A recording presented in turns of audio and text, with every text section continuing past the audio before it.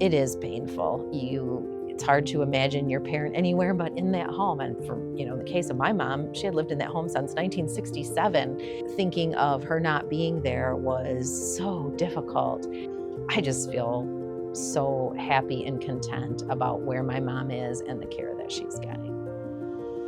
I'm Melanie Weaver Barnett, and I grew up in the very small town of Scottville, Michigan, which was a great place to grow up.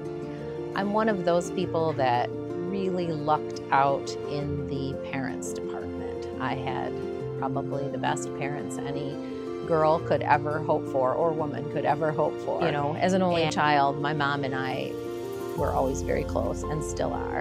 And she has been living in her home with my dad until 2020 when he died at 92. And she did fairly well. We had caregivers coming in to take care of her.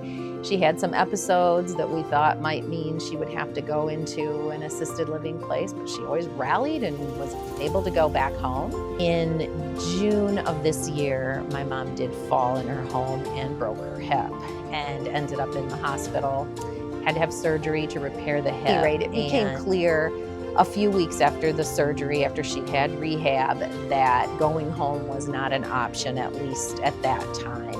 And so I began to look around to see where would be a great place for her to stay for a while or for the long term. I drove in, and of course immediately you're thrown for a very positive loop by the setting, because it's woods all around and Lake Michigan. You look out at Lake Michigan. And what I saw was that the staff is very caring and on top of everything. And of course, that's the most important thing, setting aside, right? The most important thing is the kind of care your mom is going to get, or your dad, or whoever your loved one is. And I had a good sense with my spontaneous visits here that was going to be a very high level of care. So one thing I love is that no matter who's on duty that day, if I stop and say, "How's my mom doing today?" they're on top of it. They know what kind of mood she's in, what she's done, hasn't done that day.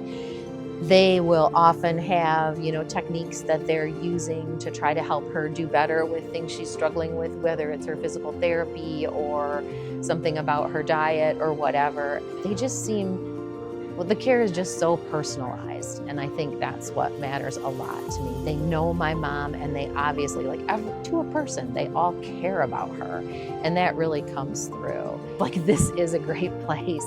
And then there's the setting, and there's the fact that it's really super family-like. That was another thing I liked. So you walk into one of 4 houses or homes, and when you walk in, there's a lovely kitchen to your right, and there's a lovely dining room with a big dining table to your left, and you look straight ahead into a living room, and you can see out to the beautiful Lake Michigan. And then there are 2 wings, each of which has 3 bedrooms. And so there are 6 residents in the home. So it's a very small, family-like atmosphere.